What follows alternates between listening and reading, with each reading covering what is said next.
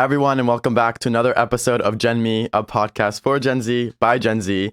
And today's episode is talking about hospitality school and really what it means. I posted a TikTok about a month ago about me being in hotel school, my own experiences, and it blew up and I got so many comments.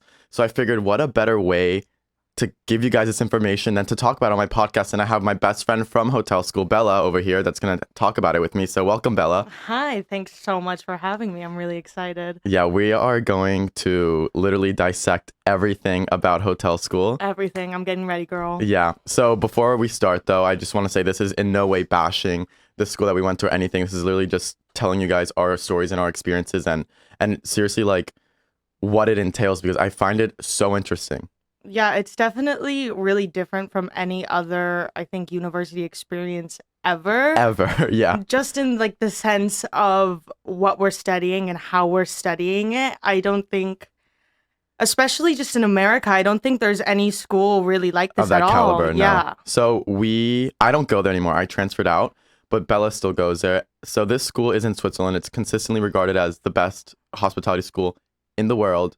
Number Period. one, baby. Number one. Number one. So hotel school basically how would you even describe what a hotel school is? Well, I think with this school in particular, even though hotel school in general is just so different, I think this one is even more different from that. So it's different in the Right. sense that it's not just focused on hospitality, but more so the business aspect of it. So while you're getting a lot of practical information for service and whatnot, I think it really prepares you for a managerial position in any form of business, not just hospitality. Yeah. So it's like basically like a business school with an emphasis on hospitality. Yeah, definitely. So we were taking like classes like marketing and like financial accounting, but the first year of the school was strictly hospitality, guys. So the first semester we were taking classes like housekeeping, croissant tasting, vodka tasting, rum tasting. No, it was such a weird experience for me because especially with the alcohol aspect of it all, when you walk on this campus, there's literally just two bars. You can get drinks whenever you want. And for me, the first class I took was global spirits. Mm-hmm. And so coming from America where, you don't really drink with your parents like a lot at dinner and whatnot. And here I am in global spirits at 9 a.m. and they're 9 like, in the morning, yeah. okay, now taste 4 different kinds of vodka and tell me the difference between them all. And I'm just like, No, yeah, it was, and it sounds like very glamorous, but it was seriously hard work. We would have to wake up at like 5 a.m. to go in the bakery, if we had a stain on our shirts. if the shirt was wrinkled so many times, I got sent running back to change my shirt. And if you're not there within the 15 minutes, you're done. Right. So this school is like very obedient. They want to like train you to be like the best manager for a hotel or whatnot. So very strict, but I get where it's coming from. Our uniform is seriously a suit and tie. Yeah, every single day. And that's one thing I struggled with most was the dress code. Just because I like to, push the envelope and not wear the same beige Zara suit Right. that every girl is wearing. So I got into trouble with that. She did get into trouble. Many a time. I do remember. Going back to the first semester, though, I remember I was taking classes. I mean, you were too. We were in the food court, and we would actually work as cashiers. Yeah. And the motto of this school is just work hard and play harder. So students, and me too, and I'm sure you too, we would go out from like, I don't know, we'd come back home at like 5 a.m. Shift starts in an hour. Shift literally starts at 6 a.m. And these shifts are like 12-hour shifts. Yeah. So we would go straight from the club and work 12 hours at the school. Literally. I remember, oh my gosh, one of the funniest memories was the first Halloween. Yeah. And I went as a whore, as you do. And so I'm Obviously. there in my little in and out, like boob shirt, ass out, everything. And everyone in Switzerland's like, what is in and out? What is this in and out? So whole night Halloween, very fun. I start to, come to my senses and realize I'm not with anyone that I know. And I'm outside in the smoking area just talking to this guy. And I look at my phone and it's literally like 6 a.m. And I was like, oh, I have a shift starting literally at 8. Oh my God. So I remember I was like, well, I might as well just take the metro home. So I get in the metro. I'm completely fucked up, literally just sleeping on the metro. And the checkers, the people that come and check if you have a ticket, like come and like wake me up. And I'm just like, here's my ticket, bro. Like, leave me alone. Whatever. So finally, metro stops and I'm asleep. And some random guy comes and wakes me up and is like, let's get you to the bus. So he puts me on the bus. I don't know how I got off from the bus and walked to my dorm at the time. And oh my God, this is a story I've never told anyone. Oh. So A Gen Me exclusive. Gen Me exclusive for real. I'm walking from the bus station to my dorm and I have to pee so bad. Like I have to pee so bad. And the bus station's pretty far, no? Yeah, and it's the first day it started snowing too. So I'm freezing my ass off. And I get in the elevator. I'm like, okay, come on. Like, we're almost there. Like, we can do it. Couldn't do it. I peed all over the elevator and I just left it. No shame whatsoever. Peed everywhere. Got back into my apartment. Did like one of those like body showers. Didn't even wash my face or my hair. And some guy that was in my team was sending a video in the group chat and was like, yo, who fucking pissed all over the elevator? And you're like, I don't know. And I was like, oh my God, guys, seriously, that's disgusting. That's literally disgusting. Who was that? And then so I'm still in my makeup, my Halloween makeup, and I show up like with a minute to spare to class. And all the seats are taken, so I'm front row. Like this, literally nodding off, falling asleep, and the teacher's like, "Do you need to leave? Like I think you should go." And I was like, "No, there's no way I'm failing this class by missing a day. I'm staying right here." And I show up at lunchtime, and I just remember stumbling into the food court, and Daniel was right there. He was like, "What happened to you?" And I was like, "I don't know."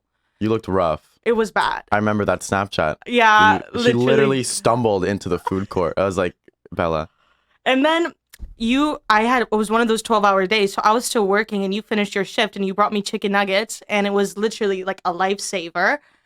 And then I get this text from my parents and they're like, we're here.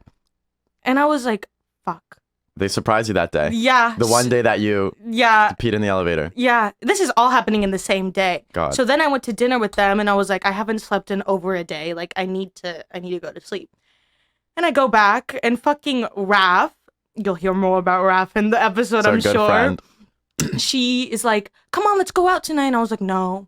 Okay, fine. So then just did the whole thing, another 24 hours not sleeping, but that's it. Work hard, play harder. No, seriously, I mean, when we say like we're working, it's not for other people, it's for the school. So we serve students. Like we're working in like there's like a McDonald's type of kitchen. We do that, or like housekeeping. We're cleaning like the students' dorms, which was really gross because the type of stuff that students discard, it was disgusting. Yeah, you know, like you think of your friends but like cleaning the room is just not the best. Different level. And then after this one semester of like croissant tasting and like all these like classes that are really like very specific to hotels, we go off on internship. Right. So I did a 6-month internship at a hotel as a check-in officer, and I mean, Bella, you did too, but not at a hotel. Well, yeah, no, mine was a hotel. But not as in check-in. No, I was in the restaurant. Yeah, I was a waitress, bartender. I find that like so cool. Like at 18 years old, we're already having like a 6-month full-time job, living in a complete different country other than Switzerland, where because you can go anywhere. Yeah, as long as you get the visa. Right. But and then so many people also commented like, okay, like what types of careers can you get from like taking classes such as housekeeping? Like, why would you want to study something just to be like a hotel worker when you're older? But I don't think people realize is that like to be a manager, you have to start from the very bottom. bottom. From the bottom. But even these hotel schools, they don't even prepare, like they prepare you to be manager, but like that's not only it. Like you could be a manager, but you could also work on like the marketing side of the corporate hotels. Right. And you could also go into real estate, or you could go into like luxury goods, because like we said, this hotel just teaches you like, honestly, like teaches you like foundations. The foundations of any business. Right. Like I think hospitality is very people oriented. Exactly. So. Exactly. And what people don't understand is with this school, only 15% of people that graduate actually go into hospitality, whether it be hotels or restaurants. But most people do, real estate, luxury business. But I think it's an experience that a lot of people ask, why didn't you just go to like Cornell or something? I was like, first of all, flattered you think I can get into Cornell. I got waitlisted. But yeah, okay, thanks. But the thing is, with Cornell, you're sitting in a classroom reading things from a textbook. And it's so much different learning things through a classroom instead of doing it all hands-on, which I think is the experience the school gives you that no other Right. school can. I was saying, me and my mom were like, so at our school, we were like doing champagne tasting. And like at Cornell, we'd be like doing like Capri Sun tasting. Like there's just like the Swiss education is so different from Definitely. the American, because I mean Swiss things is just like the finer things in life. And Definitely. I remember we were like in the kitchen, and we were at our school, like one of the kitchen, we were just like weighing like at least 5 pounds of just like white truffles White truffles, with baby. like lobster, and I'm just like, wow. Yeah. I had no right to be laying No my right. grubby paws on those assortments. And this school also has a Michelin star restaurant inside. I mean, like, I'm talking to you, but you obviously know, but I'm like Yeah. telling everyone. But we actually worked in this Michelin star restaurant. I think that's so cool to say. At 18 years old, we worked not only as waiters, but we worked in the kitchen of the school's Michelin stars. The stewarding as we well. cleaned the dishes. So I think that's really impressive to say. And you remember, like, for the field trip before we worked at this Michelin star hotel, they took us to a Michelin star restaurant. Yeah. A 3 Michelin star restaurant. Literally. To learn the basics of it, while like our friends in America were like getting drunk at a frat party. We're just like, okay, we're going to this. Literally. And I think it's matured me in a way, whereas a lot of our friends now are graduating from college here, and I just couldn't imagine not going through any of these experiences and being thrown into the real Exactly. world, because It really does show you the real world before, and that's what so many people were like commenting like why are you doing this, but like it genuinely teaches you like when you're older, I don't know, like you're gonna have these experiences, or like when you go to a restaurant, you're gonna want to know like which is a good bottle of wine to order. Exactly. It just makes you more well-rounded and cultured, and you just like know so much more information that you wouldn't have known if you got an education somewhere else or if you studied something else. I agree completely. And that's why I think, even though, like anything, there's parts about this school that I can just go on and on about and saying I hate this, but like at the end of the day, I wouldn't change it for anything, because I think the friends I've gotten here, the experiences I've gained, have just really set me up to start my life. 100%. And a lot of people were also saying like, so the majority of the students at this hotel school are very international, and it's in Switzerland. So, I mean, a lot of the people are very, very wealthy, like extremes amounts of wealth. So many people were like, okay, why do hotel school if you're already so rich? I don't know if that's a question I can really answer. Well, I said, which I think is true, is that so many people are already in that industry, the parents of the kids that send there. And also, like we were saying before, it teaches you how to be more well-rounded. Kind of, it's like literally kind of like an etiquette school. I think so as well. And definitely, like you were saying, a lot of the kids are very wealthy. They've never washed their clothes a day in their life. And so Now you put them in housekeeping. Yeah, and so seeing people working the stewarding, the housekeeping, So the stewarding, bartending. So what's stewarding? Stewarding is basically just cleaning dishes, cleaning floors, tidying up. So seeing people who have never had to do anything a day in their life actually learn how to do that, that was kind of... It was funny. It was kind of uncomfortable to watch, just sitting there like, you don't know how to wash your clothes. Yeah. Like, I don't know, I guess very eye-opening for them in a way. But yeah, I think the school does a great job at preparing really you for does. life in that way too. It weeds the oh my god, what is the word? It weeds the weak ones out. Yeah. Well, definitely. Before we get more into it, in the spirit of this podcast, I always have a drink. But since we're talking about Switzerland, I kind of think we have to be fancy. So I have some Pellegrino sparkling water, clementine and peach flavor. Not sponsored. It's 11 a.m. So we are not sponsored yet. It's 11 a.m. So I don't think we're gonna. Usually I do alcohol, but I don't think I could do alcohol at the moment. So cheers. Cheers. And it's look in the eye. It's look in the eye. I learned that being in Switzerland as well. Like, and now when you cheers, you have to look each other in the eye, or it's 7 years of bad sex. And so whenever I'm here with my friends and I'm trying to cheers with them, no They one's look at like the wall. I'm like, I'm right here. literally, sweetie, eyes are up here. Mm-hmm. So me and Bella were actually one of literally like the only Americans, except for Yeah. like a few. And The only cool ones. Let's just put it out there. Right no. now. Yes. And we just really clicked instantly. No, okay. Yeah, we did. Okay, but Daniel forced the click. Like, How? okay, so one day, this is like maybe 6 months before we go to this school. I'm just chilling in my room, minding my own business. And I get this DM from this random guy, like, hey, are you going to blah, blah, blah? Yeah. And I was like, who is this guy? Why does he... Like, I hadn't put the school in my bio. I hadn't done anything besides... Yeah, how did I find you? I followed their Instagram, and this guy was just going through everyone that followed their Instagram, found me. And it took me like 3 days. I was like, should I respond to this guy? I don't know. Is this kind of weird? But then I thought, it's better to go in knowing one person than not knowing anyone. And we just gelled so fast. Yeah. So fast. No, I was lucky to have Bella. I mean, I, from the beginning, was kind of on the fence about going so far away. And ultimately, I did chose, but I was so nervous. And like having Bella, just I go think through so with too. me. And I said before, I transferred. So I now study journalism at USC. But I love the hotel school, but ultimately I realized it wasn't what I wanted to do. I wanted to do something that kind of displays my personality more and people person. And at first I thought that was hospitality, because hospitality is very people oriented. But I wanted to, study something that I could, broadcast myself in. Yeah, definitely. Podcast came out of it. So it was a really hard transfer process. I obviously, like, USC wouldn't transfer like credits from housekeeping and stuff like that. Yeah, that's the thing. When it was really difficult when you wanted to transfer, because at that point we'd been at the school for a year. And all I had under my belt was like housekeeping and croissant tasting. Yeah, literally. And then that internship. So by the time that we were there and actually started doing like curricular activities and stuff, I was almost done. You just didn't have any credits to transfer.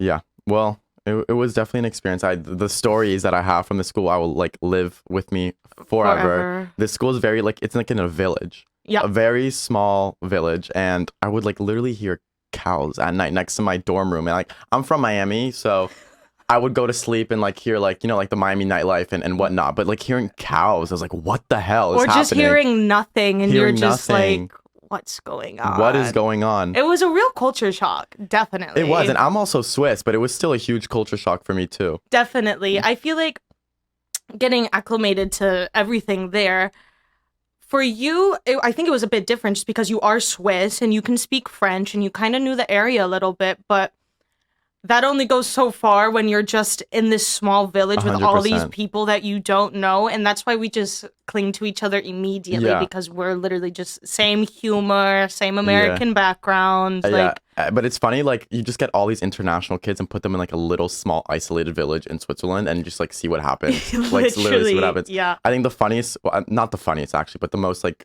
prominent story I have in my head is I went out one night, got home, got alcohol poisoning because I drank so much, and I had to go to this spirit tasting class. At 9 a.m. I had to taste vodka. Yeah. And I was not okay. And you can't miss a class at that school because then you have to redo the whole semester. They're extremely, extremely strict, guys. I don't think you understand. And I couldn't miss it. And I just remember I didn't taste it, but I would leave maybe every 5 minutes and just yak in the bathroom. Definitely. Throw up in the bathroom. And that's what people don't understand. It's like, you have to be at this school. Like, you have to be at the school in class. You can't just be like, oh, I'm hungover and I have a 10 a.m. I don't want to go. Bitch, I'm still drunk at 8 a.m. and I have to go to class. You have to go to class or else you're axed. Yeah, you're done. You're done for. Yeah, but the people there are, like, they're the nicest people. Seriously, like, best friendships ever. Genuinely, like, genuine people. Definitely. And big personalities. Huge personalities, it's so crazy how we just... all of the big personalities kind of just, came together. And now it's just one huge group, me, Daniel, this Raf girl, CJ, everyone with a big personality just ended up together. So there were also big personalities at that school, but also really big wallets. And Bella had a funny story with her roommate. Yeah. So my roommate was this Chinese girl. And when she came, her parents went with her to help her move in. So my parents helped her, whatever. And we're just starting to get to know each other. And I could just already tell she was the bougiest person ever. The amount of Louboutins that was in this girl's closet just chilling on the floor was, was crazy. And I remember we were sitting, I think it was at your apartment, and we were sitting and eating, and she's like, yeah, I think I want to get a car. And we're like, oh, yeah, sure. What kind of car? Like, and fully expecting her to say, like, I don't know, like a used Volvo or something. Right. And she's like, yeah, I'm thinking maybe like a purple Lamborghini. And I was like, oh, right on. Right. Yeah, like as you should, you as girl. you do.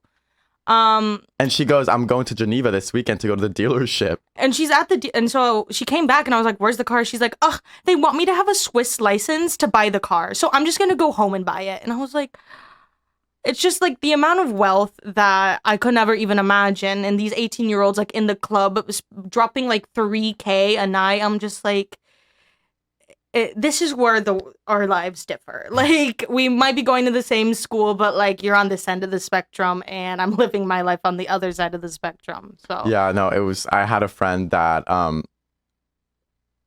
like a good friend that he would just go to New York for the weekend on his private jet. Oh, I'm my like, where God. you go? I would literally, he's like, oh, like I need to go like an escape. I'm like, oh, like escape is nice. Like, where are you going? Like Zurich, which is like a town, like a city, like maybe 3 hours away by train. He's like, no, I'm going to New York. And I'm like, oh my God, like, quick wow. ting. Right. Literally. Quick ting. I was maybe like London, far reach London, like, Yeah. oh, maybe EasyJet, like had like a special or something. No. Like, no, I'm going to New York. Okay. And then I had my best friend, she would have to get her hair done on the weekends, like once a month. But the only place that she trusts to do her hair happened to be in Moscow. So this bitch would literally go to Moscow just to get her hair done and fly back. But I think that just sums it all up. That sums it all up, I think. It really does. Want to know what hotel school is like? I need to get my hair done flying to Moscow. Period. That's it. And my mom actually told me to say this on the podcast, but about the haircuts. Right. So the very first year, like I said, when we were in this like hospitality boot camp and we would have to wear like, do like croissant tasting. I always say croissant tasting. Like that's the one thing I remember.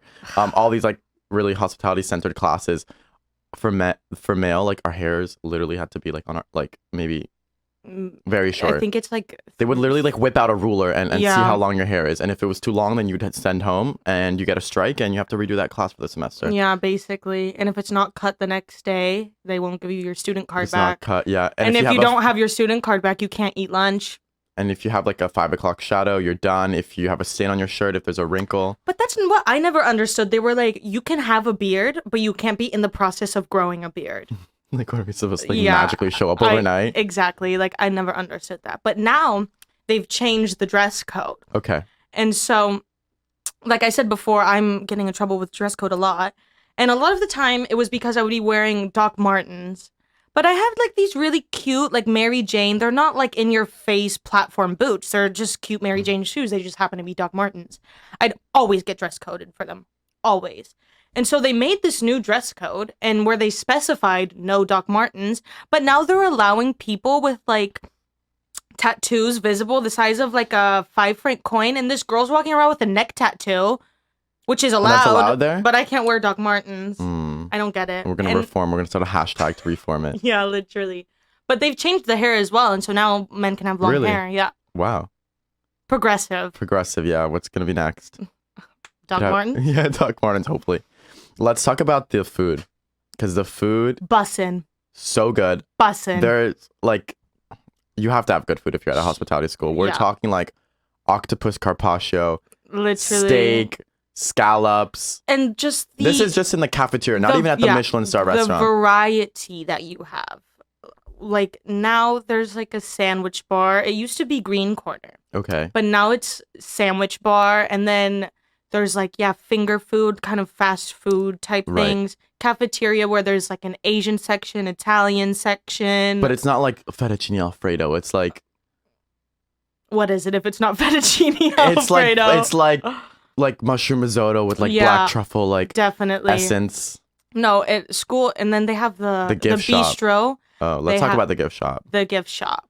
straight That bussin'. that gift shop sells like truffle foie gras. They sell like pate. They sell the $300 bottle of Dom Perignon. Yeah, they have Dom P. They sell absinthe. I saw that and I was like, honey, this just might be a step too far. Yeah. Just maybe. I heard a story once actually of a kid doing his internship. He was in our... Oh my God. Do you know what I'm going to say already? He's doing his internship at the boutique. Oh, no.